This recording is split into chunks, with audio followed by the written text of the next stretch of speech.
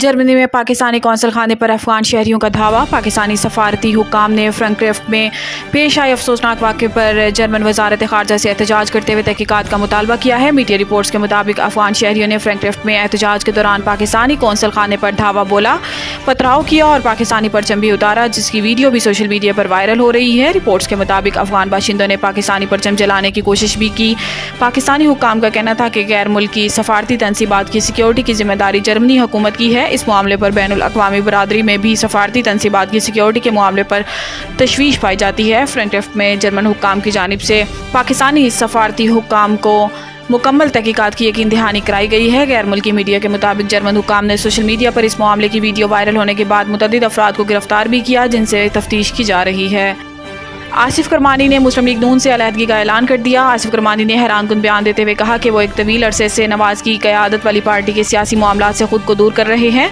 मुस्लिम league नून की हुकूमत पर तनकीद करते हुए इनका कहना था कि लोग बिजली के बिलों और महंगाई से मर रहे हैं, जबकि रहनुमाओं का एक ग्रुप हुक्मरानों को इनके गैर मौसर तर्ज हुक्मरानी पर खुश कर रहा है। सीनियर सियासतदान ने किसी दूसरी जमात में शमूलियत के बारे में कोई इशारा नहीं दिया। आसिफ करमानी ने मजीद कहा कि वो जल्द ही पार्टी छोड़ने के अपने फैसले के बारे में तफसीली बयान जारी करेंगे। वाज़ेह रहे कि आसिफ करमानी को साबिक वज़ीर आज़म नवाज ने 2013 में अपने दौरे हुकूमत में अपना पॉलिटिकल सेक्रेटरी मुकर्रर किया था। वो साबिक वज़ीर आज़म के करीबी साथी समझे जाते थे और 2013 में पार्टी के इक़्तिदार में आने से पहले मुस्लिम लीग नून की इंतखाबी मुहिम के दौरान इन्होंने फ़ाल किरदार अदा किया था।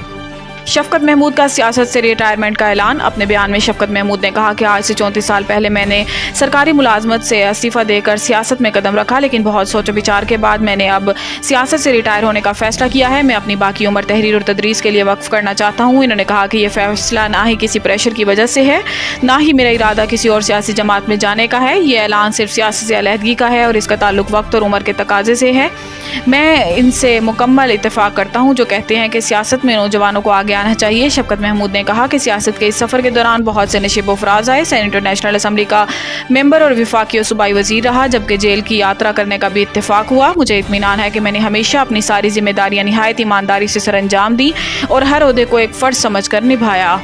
वज़ीर आला पंजाब मरियम नवाज का सूबाई काबीना में तोसी पर गौर। ज़राए के मुताबिक साबिक स्पीकर पंजाब असम्बली राना इकबाल समेत 4 से 5 अरकान की काबीना में शमूलियत का इम्कान है, जबकि जनूबी पंजाब से भी 2 अफराद की काबीना में शमूलियत मुतवक्को है। ज़राए का कहना है कि मंशा भट्ट, सुल्तान हैदर अली खान के नाम भी ज़ेर गौर हैं। ज़राए के मुताबिक सूबाई काबीना में वाज़ेह रहे कि इस वक्त पंजाब काबीना में एक सीनियर वजीर, 17 वज़रा, एक मुशीर और 2 मुआवन खसूसी के साथ अरकान की तादाद 21 है।